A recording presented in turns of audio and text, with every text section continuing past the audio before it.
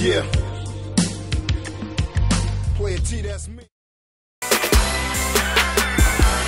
I'm doing this for my niggas. They know what I do it for.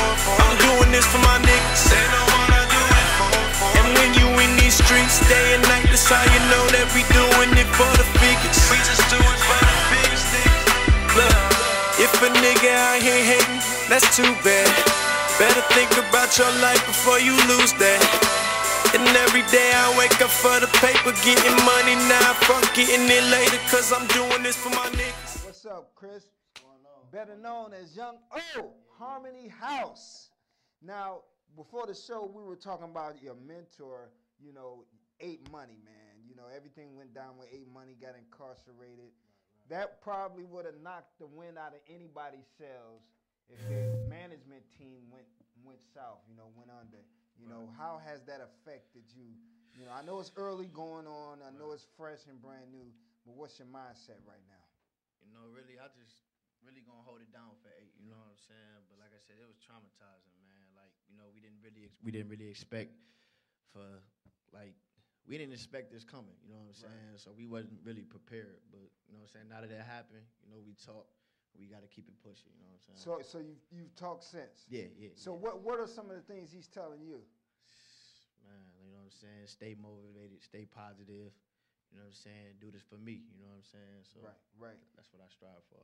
Right. Now as talented as Young O is, like I said at the onset of the show, he comes from a family of talented individuals. Big shout out to Bone Thugs and Harmony. You know, Lazy Bone and them guys. You know, Lazy called me up the other day. He want to come back on the show. He got some stuff he want to talk about. But have you spoken to him about what happened with 8 Money and everything like that? Nah, you haven't had any conversations. Nah. Have anybody reached out to you like, yo, Chris, you know, keep your head up, man. Keep doing what you got to do? Oh, yeah, man. That's everybody. Because, you know, like 8 was part of my team. You know what I'm saying? Right. He really, him and my Uncle Shelton really believed in me. You know what I'm saying? Right. Them cats, like, so we had a movement really going on. And like I said, everything was unprepared. So we didn't know what was going to hit us. You know what I'm saying? So when the news actually happened, it was just like, you know, man. Right. You know what I'm saying? Like 6 years. Like, you know, that's, man.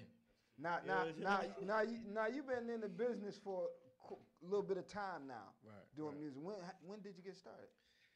Man, like I said, man, growing up with the Bone situation, you know what I'm saying, that was something that I was always around. But I really didn't start really noticing my talent till I say I was about 15. Fucking hard with my niggas, rolling hard with my niggas, fucking right with my niggas, top bottles my niggas, only fuck a model my niggas. Don't be talking that beat shit, cause you don't want you proud of my niggas. What's pour that rosé? Now sit that Doja, the rock mix with that OJ. Yeah, I'm talking that foreplay, and a red bone to the best friend, and they both gave me the okay. So I'm fucking both at the same time. Call that shit that 3-way. You know what I'm saying? Me coming from that kind of background, it was kind of different because when you say Bone, you look at fast rapping, tongue flipping, you know what I'm saying, the whole nine. I'm a whole different breed, you know what I'm saying? I'm like the Dalmatian that never had spots on his body, you know what I'm saying? Right. Compared to everybody else. So what I hit them with, it'd be different because they think, you know, Bone, like this your family, this is what you come up off. And when I rap, they be like, man, you from a whole nother era. Now, was that by design or, you know, did it happen like that, you know? Because it seems like when crews come out, and the individuals that's in their crew, you know, everybody follows suit. They rhyme alike, they look alike, they dress alike. Right. So, you know, was it a thing that you wanted to show everybody that you can stand from up under their shadow and do what you need to do, or what? Yeah, I mean, I'm gonna be honest with you, man. Like the talent, like it's in our DNA, man. But I never really tried to flip the tongue, rap fast. You know what I'm saying? So, it's not purposely. It just. You know what I'm saying? Now, you toured with Lazy Bone and everything. Right. How did that go? The perfect timing. So we just got out this winter, man. It had their pros and their cons with it. You know How many cities was it? 40. 40 city tour. Right. Huh? Doing it really, really big. Talking about some experience. Was the groupies there though? Man. I mean, you're a young, handsome guy. You know, you look like one of the football players. You know what I mean? Yeah, man. It was so much love, man. It was an experience that I never really. What did you gain from the tour, going on tour with such a platinum artist like Lazy Bone? Man, you know, like I said, this guy been mentoring me since I put the pen to the pad. this just really humbled me and really let me know, you know what I'm saying, what the music industry is about. You know what I'm saying? Like nothing is really given to you. You know what I'm saying? You actually have to go get it. And like I said, my talent really speaks for itself. So when I got out there, you know, everybody know you nervous, you know what I'm saying? But once I was under the spotlights and in front of 15 to 2,000 people a night, you know what I mean? And then when I performed and I actually got that crazy feedback, you know what I'm saying? It was a beautiful thing. I'm touching down, show that instant replay. It's just your song, just tell it to my DJ. Bitch, I'm getting it, that's where I need a witness. Drink that liquor, fuck my kidneys and my liver, cause I'm doing this for my niggas. I'm doing this for my niggas. They're the ones I do it for.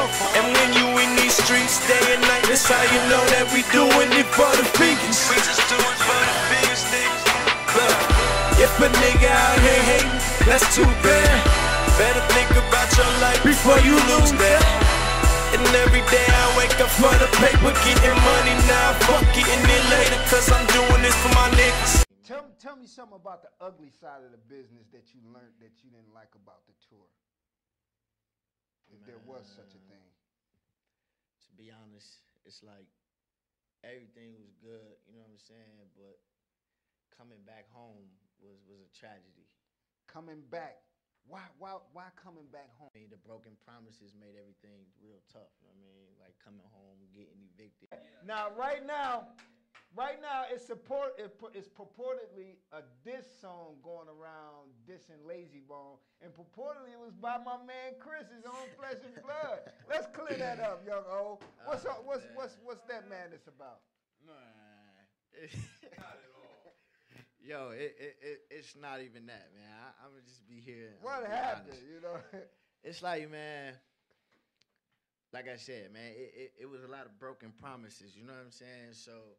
Like I said, I could say I was caught up in my feelings, but it wasn't a diss song. It's actually letting him know, like, because after the tour, we haven't been really talking for real. You know what I'm saying? So I'm looking at it if, like, this is a dream that you sold, you know what I'm saying? Even though your intentions wasn't to make things go bad, you know what I'm saying? It takes a man to call me and see how I'm doing. You know what I'm saying? See what's up, like, you know what I'm saying? Make sure I'm all right. You know what I mean? Like work together. It just basically, like, I just felt like after the tour was over, it's like, all right, y'all just go back to y'all lives, and you know what I'm saying?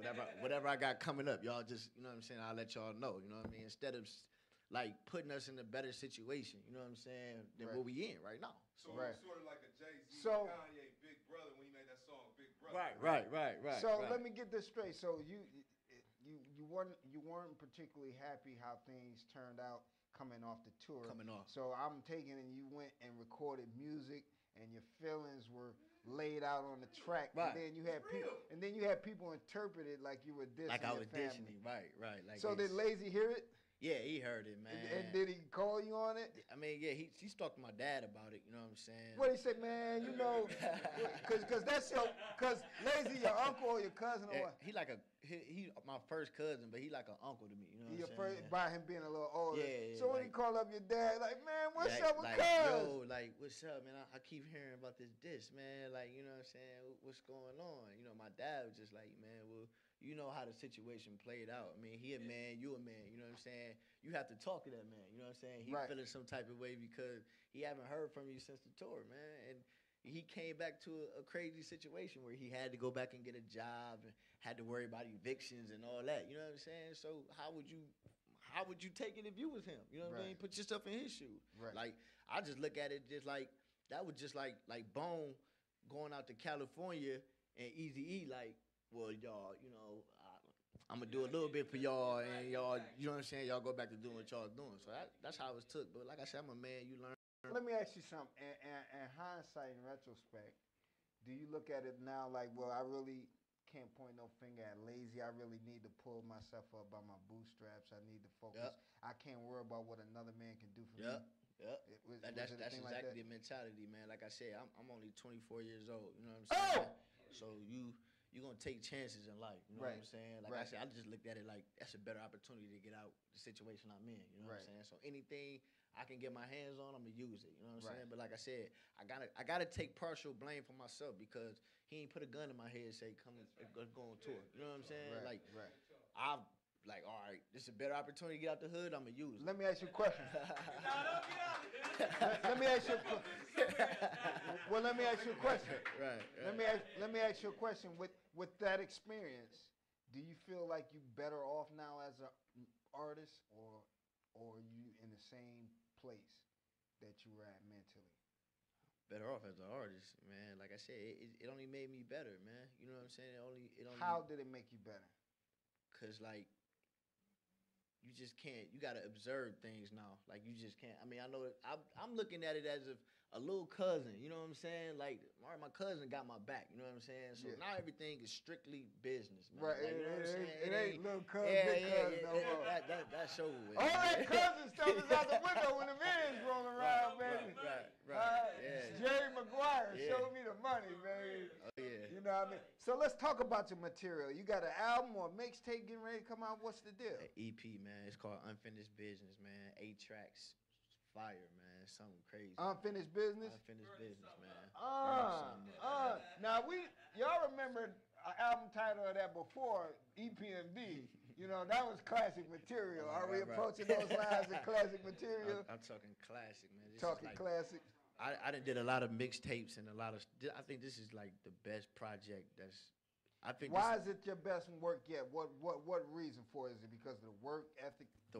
Man, my work ethic is like, man, it's crazy, man. Like, you know what I'm saying? Like, I go to the studio, man, and like, I literally did this out in California, man. I went in there and recorded 7 songs less than 2 hours. 7 songs in less than 2 hours? Less than 2 hours. Like, that's called work ethic! 7 songs in 2 hours? 7 songs in 2 hours. That sounds like you was locked up or something. Yeah. That's what I'm saying. But that just, cause I just got that thing, man. I just want to be the next out the city, man. You know what I'm saying? Right. I really want that. I want to be that mainstream dude. That, you know what I'm saying? Like that Drake of Cleveland. You know what I'm saying? That next. You know what it is. I swear I'm in my zone. Pop a couple bottles, tell them bitches that we own. Now bring them to the crib, but please don't come along. Invite a couple friends, cause y'all know we tryna bomb. Cleveland niggas shit, prep that shit for real. I'm gon' put on for the city, for my niggas I will kill. R.I.P. that act, hold your name down here for real. Man, this ain't no shit forever. Tell them bitches that we here.